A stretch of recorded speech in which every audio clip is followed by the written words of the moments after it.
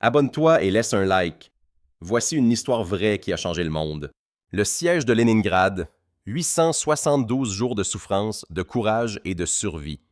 La Seconde Guerre mondiale fut l'un des conflits les plus dévastateurs de l'histoire humaine. Des dizaines de millions de personnes perdirent la vie.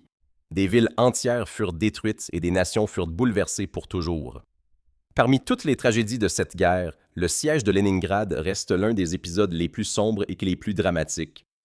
Pendant 872 jours, la grande ville soviétique de Leningrad fut encerclée par les armées ennemies. Les habitants furent coupés du reste du monde. La nourriture devint presque inexistante, l'hiver apporta un froid brutal et les bombardements détruisirent des quartiers entiers. Pourtant, malgré la famine et la mort, la ville ne capitula jamais. Cette histoire est celle d'une ville qui refusa de disparaître. Leningrad avant la guerre. Avant la guerre, Leningrad était l'une des villes les plus importantes de l'Union soviétique. Fondée au 18e siècle par le tsar Pierre le Grand, la ville était célèbre pour son architecture magnifique, ses palais et ses canaux. Elle était aussi un centre industriel majeur. Des usines produisaient des machines, des navires et des armes. La population dépassait 3 millions d'habitants.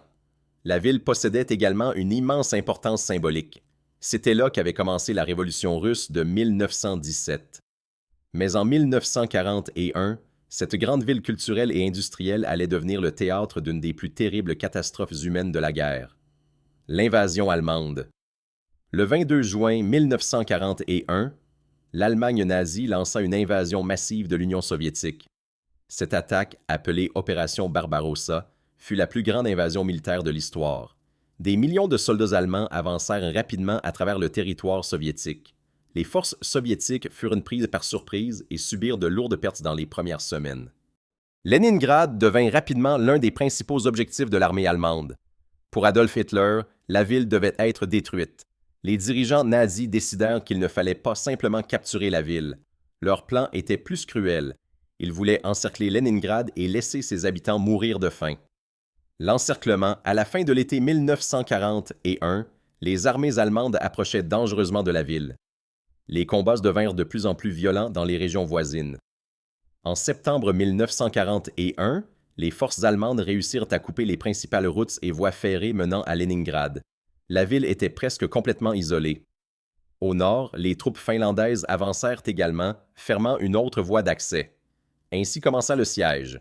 Les habitants comprirent rapidement que la situation était grave, mais peu imaginaient que l'encerclement durerait presque 3 ans. Les premiers mois du siège. Au début du siège, les bombardements allemands commencèrent presque immédiatement. Les avions larguaient des bombes sur les quartiers résidentiels, les usines et les entrepôts de nourriture. L'un des moments les plus catastrophiques se produisit lorsque les bombardements détruisirent de grands entrepôts alimentaires de la ville. Ces entrepôts contenaient d'énormes réserves de farine et de sucre. Leur destruction aggrava dramatiquement la situation alimentaire.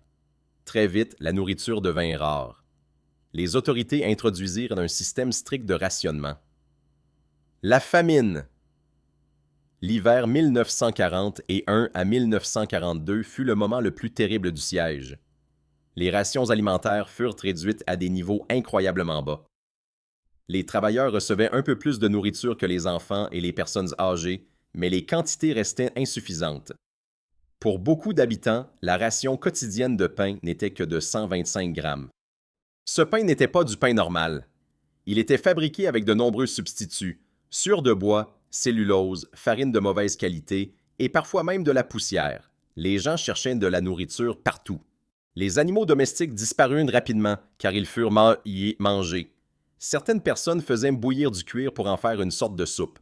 D'autres mangeaient de la colle ou des restes de nourriture trouvés dans les usines. La famine devint si grave que certaines personnes perdirent la force de marcher. Le froid de l'hiver. Comme si la faim ne suffisait pas, l'hiver apporta un froid extrême. Les températures descendirent souvent à moins 30 degrés Celsius. L'électricité manquait. Les systèmes de chauffage ne fonctionnaient plus dans de nombreux immeubles. Les habitants brûlaient des meubles, des livres et même des planchers pour se réchauffer. Beaucoup de gens vivaient dans des appartements glacés. Les rues étaient souvent silencieuses, couvertes de neige et de glace. Des corps restaient parfois immobiles dans les rues, car personne n'avait la force de les transporter immédiatement. La vie quotidienne pendant le siège. Malgré les conditions terribles, la ville continua de fonctionner. Les usines continuaient à produire des armes et des munitions pour l'armée soviétique. Des travailleurs affamés passaient de longues heures dans des ateliers glacés. Les écoles fonctionnaient parfois lorsque la situation le permettait. Les hôpitaux étaient remplis de patients souffrant de malnutrition, de blessures et de maladies. Les médecins travaillaient souvent sans médicaments suffisants.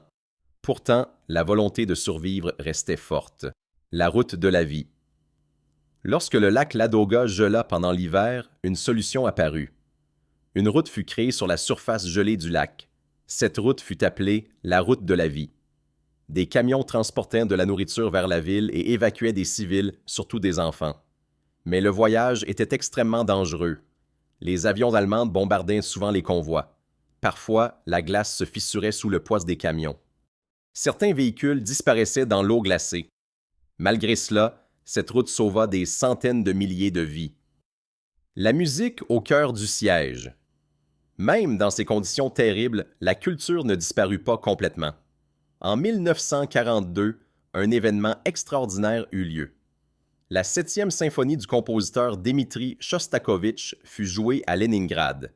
Les musiciens étaient affamés et épuisés. Certains avaient dû être retrouvés dans des hôpitaux ou dans l'armée pour compléter l'orchestre. Lorsque la symphonie fut jouée, elle fut diffusée dans toute la ville par des haut-parleurs. Elle fut même dirigée vers les lignes allemandes. C'était un symbole puissant de résistance. Les tentatives soviétiques pour briser le siège. Pendant toute la durée du siège, l'armée soviétique tenta à plusieurs reprises de briser l'encerclement. Les combats autour de Leningrad furent extrêmement violents. Des milliers de soldats perdirent de la vie dans ces offensives. En janvier 1943, une opération soviétique réussit enfin à ouvrir un étroit corridor terrestre vers la ville. Ce corridor permit d'acheminer davantage de nourriture et de munitions. La situation s'améliora légèrement, mais la ville restait sous la menace constante des bombardements. La libération. En janvier 1944, l'armée soviétique lança une grande offensive contre les forces allemandes autour de la ville. Après des combats intenses, les troupes allemandes furent repoussées loin de Leningrad. Le siège était enfin terminé. Après 872 jours, la ville était libre, mais le prix payé avait été immense. Les pertes humaines. Le siège de Leningrad fut l'un des sièges les plus meurtriers de toute l'histoire. On estime qu'environ 1 million de civils moururent pendant le siège. La plupart moururent de faim. Des centaines de milliers de soldats soviétiques perdirent également la vie dans les combats autour de la ville. Des quartiers entiers avaient été détruits. Des familles entières avaient disparu. La mémoire du siège.